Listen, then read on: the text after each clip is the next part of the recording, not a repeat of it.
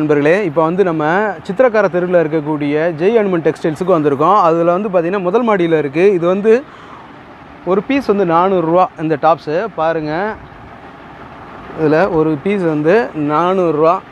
தெரியுதுங்களா? நல்லா இருக்கா? இது பாருங்கள், நல்லா இருக்கா டிசைனு? 400 ரூபா தாங்க. இது ஒவ்வொன்று 400 ரூபா. இதை பாருங்கள், அனுமன் டெக்ஸ்டைல்ஸுக்கு நேரில் வந்துடலாம். சித்திரக்கார தெரு, விளக்குத்தூண் பக்கத்துலேயேங்க. பார்த்தீங்களா?